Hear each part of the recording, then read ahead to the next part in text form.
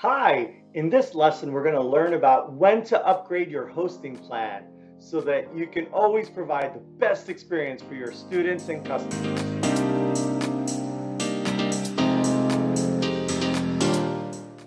I'm Angel from RT Course Experts, and we help creative course teachers with their tech. In this lesson, we're going to go over when should you upgrade your hosting plan. If you don't upgrade your hosting plan, customers might start getting really stinky experiences. Your course, your website, your community might start getting slow. You might not have the right amount of videos and rooms that you want. There's a whole bunch of stuff that could go wrong. So it's really important to pay attention to your hosting plan, what's the current quality, and what's the next level up and when to do that next level up. So let's learn about it. First of all, what is your hosting plan? So a hosting plan is the service that you pay for where your servers deliver the content. So the hosting plan actually has the content and the files that your students and customers want. It's the program. It really delivers all the interactivity to the browsers of your students and customers. Now, hosting plans are usually broken up into pricing tiers, and there might be multiple pricing levels, and each level has a small, medium, large, and each of those tiers has limits. So depending on where you are, you may not be able to add more gigabytes or more videos or more students or more pages to your website. So that's the hosting plan. It delivers the content to your students and customers, and there are tiers that you're paying for every month, whether you know it or not. There's limits or you forgot about it. And so there might be moments that you're not giving the best experience to your students and customers. So it may be time to up. Let's get into a couple of reasons why it might be time to upgrade your hosting plan. First of all, your customers may start to see a really slow user experience. It might be because of the server CPU or the bandwidth limits on your servers. So by upgrading that, you can serve more students simultaneously with better experiences. Next up, you may be running out of memory or capacity for your service. So as an example, you may be running out of videos. You just can't upload any more videos. Maybe you just have reached the 1 gigabyte limit or whatever it is for your hosting plan, and you just simply can't upload any more of your content. So as you're trying to grow your business, this might be really important to you. You need to provide value and content, and your hosting plan might be limiting you. So either you have to remove some content to clean up or delete stuff, but maybe you're not ready, or maybe it's still in use. And then you're trying to add new content, but there's no more capacity there. So that would be another reason why you might want to upgrade. Another reason that you might want to upgrade is that you've reached your limit on content. So maybe you have plenty of memory on your system, but the system limits you to 20 videos or 5 rooms.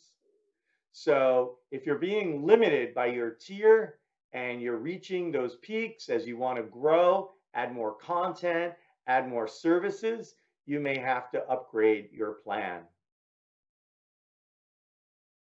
The next reason why you may want to upgrade is the number of users that are allowed on your system. These are your customers. But you also may want to upgrade the number of the support people on your team. For example, you may want a technical advisor or a content editor or a social media manager or community manager. So you may want these other roles on your system, but you're on a smaller plan and it really only allows one administrator. But most importantly, you may be limited at 100 users and you're trying to get to 1,000 users or 10,000 users. but your plan just doesn't support that. So because of that, you may want to upgrade so that you can have more free users as well as paid users and that whole mix. The next reason why you may want to upgrade is that you're anticipating a big launch or some growth. So you would want to potentially upgrade your platform before that launch, before you get that wave of new customers so that they don't have terrible experiences onboarding with a slow system or reaching a capacity limit. So if you know that in the next few months you're about to do a big launch, you should ahead of time pay and upgrade your tiers, upgrade your plans so that you can support all the content goals that you need as a creative teacher or coach, as well as just the capacity of supporting potentially hundreds of students or thousands of students at the same time. Finally, it could be time to upgrade if you're just frustrated with your vendor. Maybe your vendor's flaky. Their quality is all over the place. Their pricing keeps changing, or maybe their support is terrible. You have to wait an hour and a half before you can speak to tech support. So if you're having trouble with your vendors, you're trying to grow your business, and that foundation is wobbly, and you need to get ready so that you have a stronger foundation as you level up, well, then you're going to want to consider upgrading your vendor. So it could be upgrading your tier, or it could just simply be, hey, I've had enough. For now on, I'm changing my website to this other platform, or I'm changing my webinar platform to this other tool. So let's go over an example. If you're thinking about upgrading, it's good to do this in 3 phases. The first phase is where you'll document your problems. The second phase is where you'll quantify your numbers. And the third phase is where you'll research and plan that upgrade for the future.